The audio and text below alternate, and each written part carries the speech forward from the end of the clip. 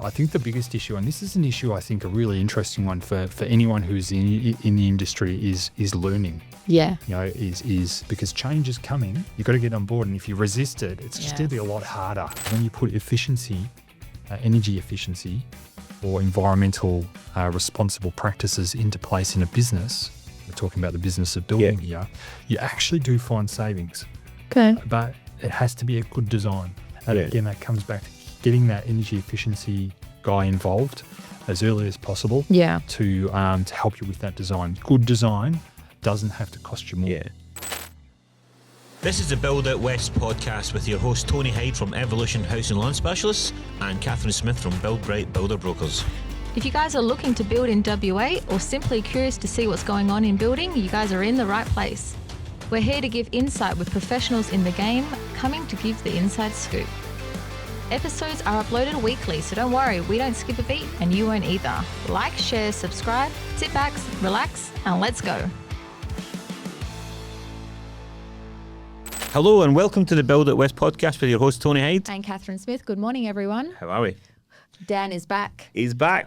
He's back to give us more information on more products and great stuff. Yes. Yeah. So you probably remember Dan from one of our earlier episodes this year, and Dan discussed sort of the supplies issues coming through and obviously hot products coming into the construction industry. So exciting to have them rolling out now. But if you haven't watched it, stop and go back and watch it, because what we're going to talk about is relevance in that podcast. Otherwise, you'll just get confused. Well, you won't, but in go and watch Dan's it. original podcast, we touched briefly on, the 7-star rating coming out, the impact that's going to have. So what we decided is to just do an episode to really break down, obviously, the changes that are coming through for 2025 in terms of energy and compliance and building a house. So take it away, Dan. Yeah, it's a big topic, 7 stars. Yes. This is coming into place in May of this year. Yes. May the 1st, we go from 6 stars to 7 stars. And that requires, the houses to have essentially, better energy efficiency. And there's 2 reasons for that. One is livability. And the second one that I can sort of understand from looking at the tea leaves is that we're trying to I love that. We're trying to reduce the impact we're having on the energy grid. Okay. And that has been in the news, so that wouldn't come as a surprise to anyone. So with those 2 things in mind, we're trying to make houses more efficient for livability and less energy dependent on the grid. There's basically 7 or 8 different categories that we're looking to tackle with this change to 7 stars that all have different impacts on that energy rating. Yeah. So would you give us a bit of insight? So is this just going to be a new thing for Western Australia, or is this sort of like a nationwide change? It is a nationwide change. Okay. So it's already been rolled out over East in different stages, different dates. Okay. The East Coast has already tackled some of these problems. Some of the solutions that we're rolling in WA already exist. Great. Which is great. We just have to get them to WA. So half your job's done, basically. I'd like to think half the job's done. Yeah.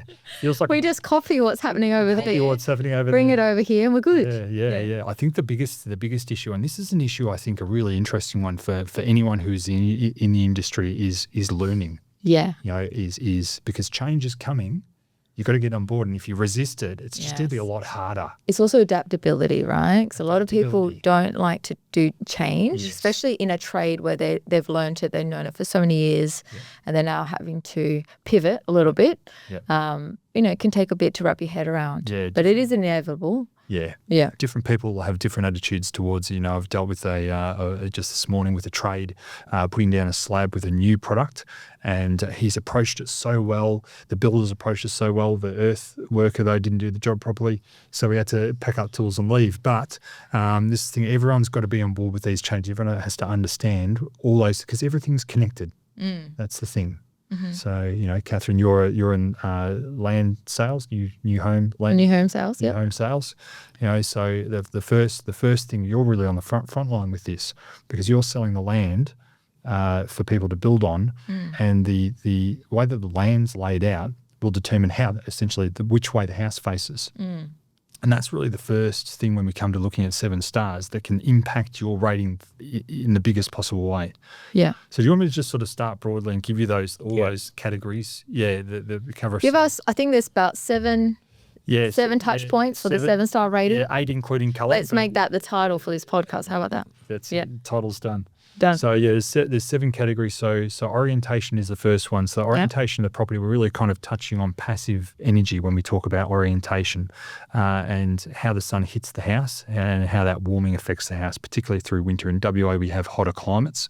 So I think, it's a lot of this is technical. It goes into a computer program by the energy efficiency rating guys, and they determine, what your star rating is essentially on the house. So hot tip for anyone who is building, particularly owner builders out there, take your sketch of your plans as early as possible to your energy efficiency guys and get them to have a look at it, because they will consult on how to build to be most efficient and most cost effective. Okay. So getting your, that's really the hot tip, is getting your energy efficiency guys included in your plans as early as possible. That will then potentially save you money throughout the build. Mm-hmm. All right. So once you've got your orientation, so again, just overall, there's 7 categories. Sorry, orientation, windows, shading. Yep. Particularly shading for windows, so eaves, thermal mass and insulation. Yep. Cavities, so for ventilation, and ventilation itself through the house is a separate category again. Then you've got the reflectivity of how the house can reflect UV energy. Yeah. And then colour. Okay. And the order there is laid out in terms of importance. So again, orientation is the most important thing. So if you can get your orientation right, that's a good start. Yeah. So let's start on orientation. So essentially what it means is, depending on how your block is situated in terms of north, south, east and west, will determine the orientation of the block and then the build. But I mean, essentially everyone generally in Perth builds the main living areas at the rear of the home. Would you say this is going to impact the floor plan designs? Yes. Yes. Oh, yes. And then doing a little bit more, either front living sort of things, or more of the C shape where you have the more central main living areas and things like that. Like that could actually impact the entire floor plans for a lot of the orientations. Yeah. Those suggestions will definitely come up in that design stage. Yeah. I think the hardest thing, again, it's change. Everyone has to change. We're talking about changing how people live in their houses. Yes. And that's a much bigger change. Yes. So I think it's going to be a lot harder to get owners to change how. I know I wouldn't want my living room necessarily in the front. I do have a separate living room in the front, smaller, kind of rumpus room theatre. Yeah. In the front, and the main living room is at the back. And so that is it's an inefficient design. Yes, but that's the stereotypical layout that we have for our floor plans. It is. So it's going to be difficult to get people to change how they live. And I guess the thing is, I want to say here is that you don't have to change how you live. Orientation is one thing, and most of the time, and a lot of the time, people who are buying land and designing houses are not going to be able to achieve the most optimal orientation. And so that's where you've got all these other categories that come into play. Yep. Okay. Yep.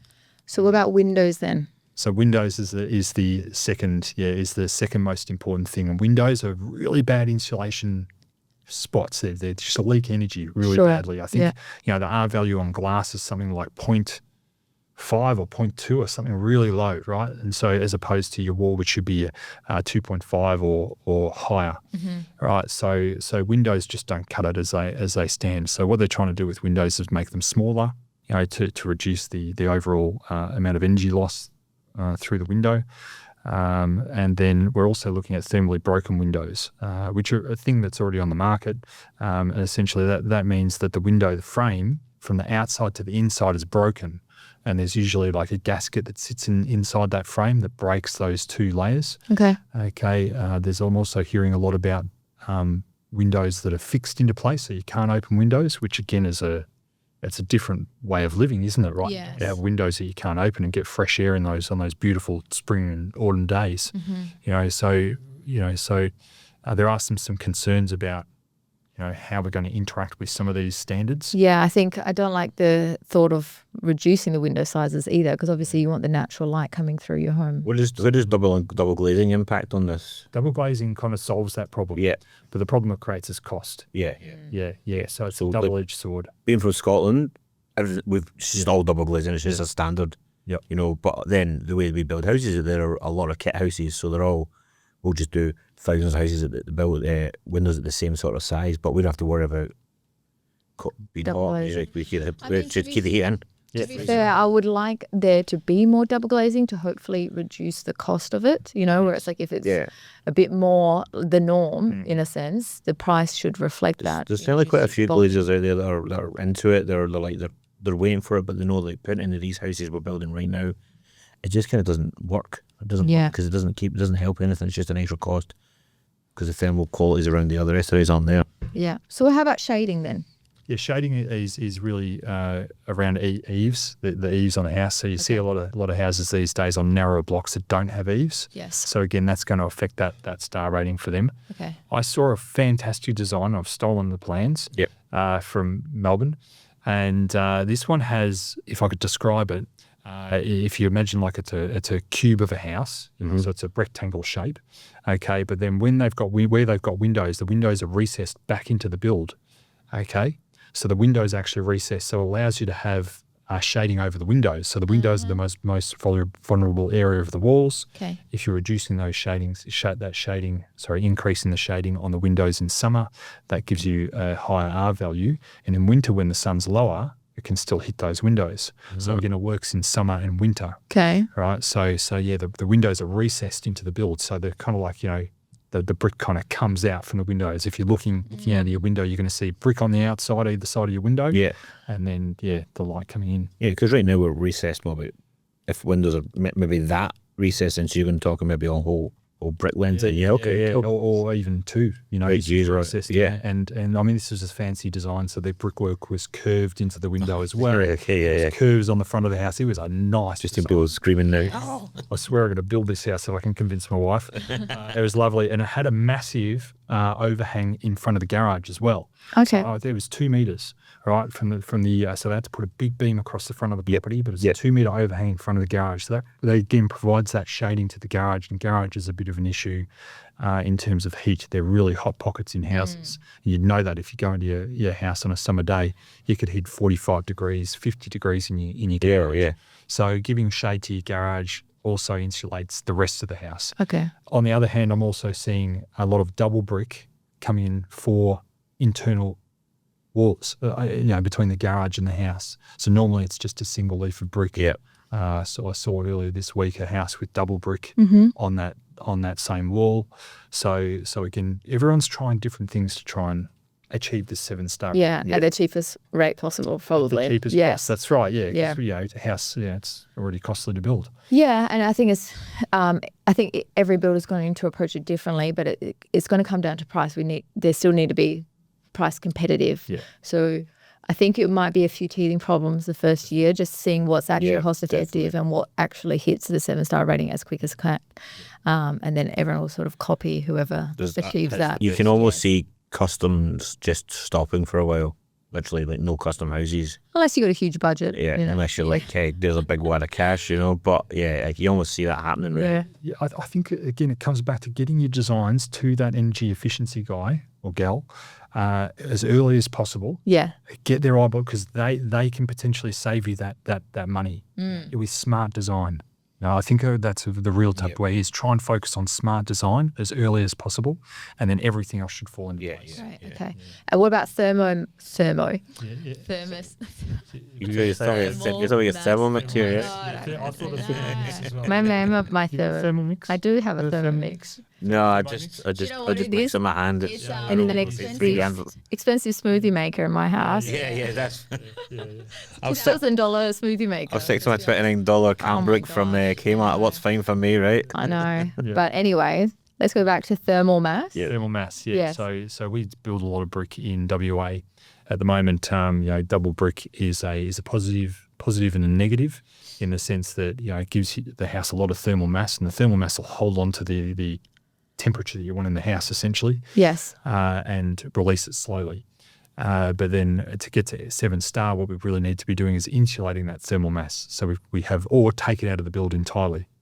All right, so those are really the two options. So if we're insulating the thermal mass will be set at the conditioned to the temperature you want the house to be, and then that'll be insulated from the outside temperature, so it'll slow down that rate of change. Okay. Right.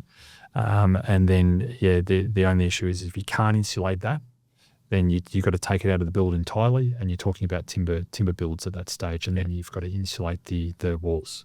Do you think, just from a general perspective, anything that's a double brick will find it harder to hit energy? Yeah, basically it's like a pizza. It's like an old clay pizza oven, right? You know, it takes age to heat up, then it ages to cool down. As it gets going, it's just because obviously, almost 50-50 in terms of the big project builders. Half do sort of like a brick veneer, but then half are still doing the double brick. But this actually might end up changing a few things. I think if you've got the brick veneer, when you've got the brick and then your insulation and the veneer, if you want to call it, that pretty much almost solves it. Most people, I think most people are going to go down there, and I'm going to be disappointed. I'm going to say it right now. If the people start doing brick veneer, because if you do reverse brick veneer, well, now you're putting that thermal mass, that brick that you're paying for on the inside of the house. And I know we've talked about this before as well. When that brick is on the inside of the house, you don't have to have a nice finished brick because it's going to go plastered over or whatever. If you want a nice finished brick on the inside, that's fine as well. You can have that. Yeah. But you put that brick on the inside, that is going to, that's your thermal mass. And then you put up a timber frame on outside that as your second leaf, and that's insulated. Then you're probably well up and over. You're heading towards 8 stars at that stage. And I've seen a reverse brick veneer recently. I can't remember what suburb. It was north of Perth, north of the city. Fantastic. Really good to see that getting on the ground. I can just see though with the prefabs and the trusses, it'll just go full timber, and because it will be cheaper. It'll end up being cheaper. It'll end up being cheaper because then you won't.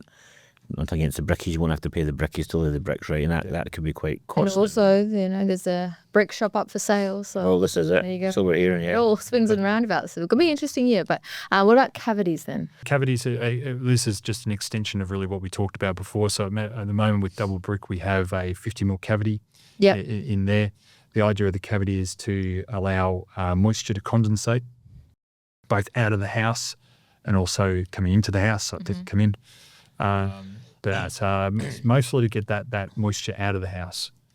And that's going to be really important as we go into 7 stars, because what we're doing with 7 stars is we're insulating the house a lot more. This is where kind of there's a major crossover when we talk about 7 stars, because what we're doing is we're sealing the house up a lot more, right? So we're reducing the amount of air exchanges inside the house. So we have more bad air inside the house, more carbon dioxide, and more moisture as well from cooking, breathing, showers, all these sort of things. Yeah. And so all of a sudden, this is where you start to get condensation inside a house. So if you have condensation inside the house, you just don't have enough air exchanges. Good thing about that is that with lower air exchanges, you're holding on to that air temperature more, right? So that'll help increase the energy efficiency of the energy rating of the house. But you have to be able to move that bad air out, in particular the moisture. That's the biggest issue. So when we talk about creating cavities, if you don't have a cavity, there's nowhere for that moisture to go. You've got the house sealed up and you're just going to get condensation. So the second important part of having a functional cavity is to have a wrap that is right for the climate. As you go further north, you've got more humidity outside than inside, so you want to stop that humidity from coming in. So you want a non-breathable wrap. Okay. Something that's going to reduce the flow of moisture into the house. And then as you move down towards the Perth area and further south, you want a breathable wrap. And that's like a class 4 vapor barrier that will take the moisture out, but also stop things like rain and water droplets from coming in. Okay. If it does get in behind the cladding. So that's a really important thing. And then, moving on to onto the second one, because these are all connected, as everything is in the building industry, is ventilation. And that really touches on what we're doing is we're sealing up that house again, and that bad air is sitting in the house, but we still need enough ventilation to circulate that CO2 in particular. So windows typically are a source of ventilation, a good source of ventilation, general leakage in the build as well.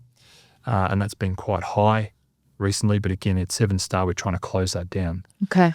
We had a build earlier this week, but we're still trying to work it out, where we've got bedrooms on the inside. There's no external windows. He has to create a void inside the build to create light into the build, then windows in the bedroom. So he's sort of going to have this open air, almost smoking room inside the house. Okay, I don't interesting. know. It's like maybe a garden courtyard inside the house with windows, but we still have to solve the problem of ventilation, how to get that air. So from an open roof, if you've got windows there, it kind of solves the problem, but it may not be enough. So we have to either create a flow of air through ventilation, so fans and ducting is one way of doing it. There's heat recovery ventilation systems that can help with that as well. Okay, interesting. Yep. I think the last one we have is reflectivity from memory. Well done. So I'm glad you used it. Reflectivity. And this is about, people might be familiar out there with Anticon. Yes. That's got that foil product on one side, insulation on the other. And that foil product is really about reflecting UV heat. Yeah. Heat comes through in 3 different ways. I think it's high school kind of stuff. And I don't think I can remember all of them, but UV or radiation is one of those things. And obviously we're just trying to protect from that radiation because once that radiation comes through, I think it's a red light wave. Okay. That comes through and can heat up a surface even if it's not in direct sunlight. Right. So reflectivity provides that protection. And what about in terms of, similar to that, is the colours you choose, in terms of colour bond and things like that? Yeah, absolutely. Yeah. So colour bond colours, choosing light colours will reduce the heat filming.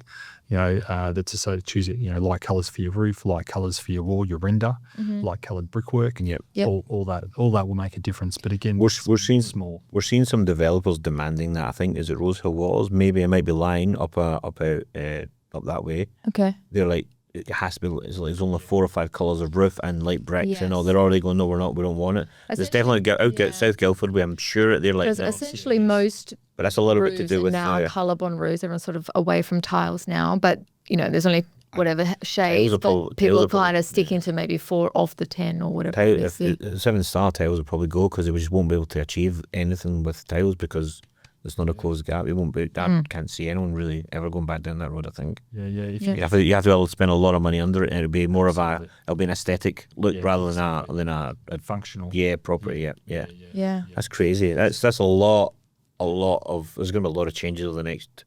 Yeah, a lot of things to consider as well, in terms of everyone in the industry, sort of even just floor plans like we touched on in terms of orientation, down to colours for clients, pre-star people, and then obviously the tradies that impacted in between. So, question I've kind of got would be, what do you think the cost impact that's going to be on a 7-star house? Is it going to average house? Do you think it's going to go up considerably? It doesn't necessarily have to, and what we see, we saw this recently with Andrew Forrest Twiggy. Yeah.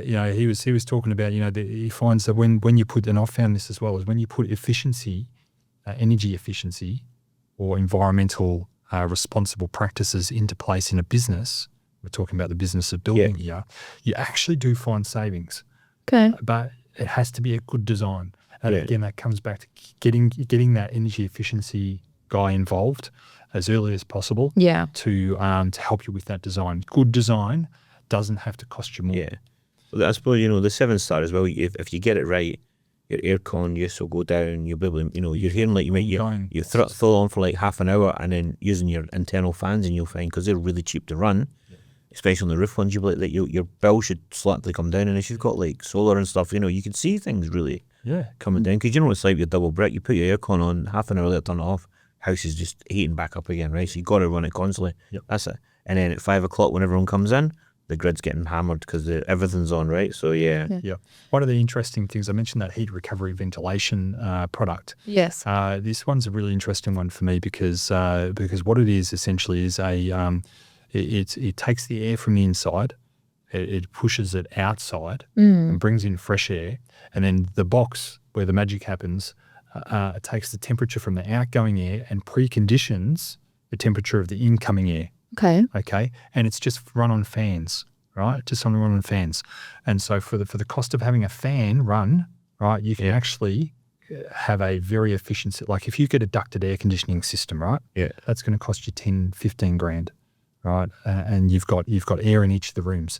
That's essentially what this heat recovery ventilation system does. You've got these tubes that go to each room to cycle air through, but it's actually using the temperature inside the house to precondition fresh air into the house, right? And then all you need to have to just change the temperature a little bit is like a wall unit, air conditioning wall unit, and that will allow you to get the house to the right temperature, and the heat recovery ventilation system does the rest of the work. Yeah. And you're paying the same price for a ducted unit, but you're getting fresh air. Yeah, okay. Yeah. That's incredible. Yeah. Isn't it? That's I like all this stuff. This is exciting.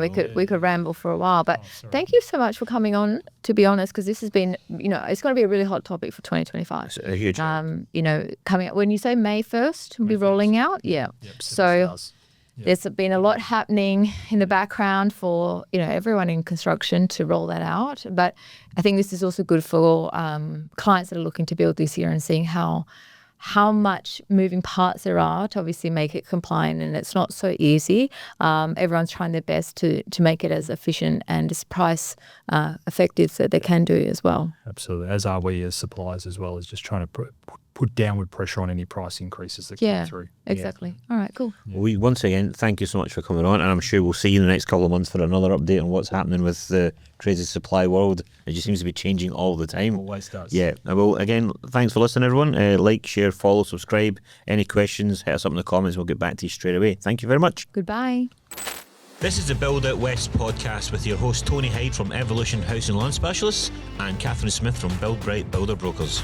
If you guys are looking to build in WA or simply curious to see what's going on in building, you guys are in the right place. We're here to give insight with professionals in the game, coming to give the inside scoop. Episodes are uploaded weekly, so don't worry, we don't skip a beat and you won't either. Like, share, subscribe, sit back, relax, and let's go.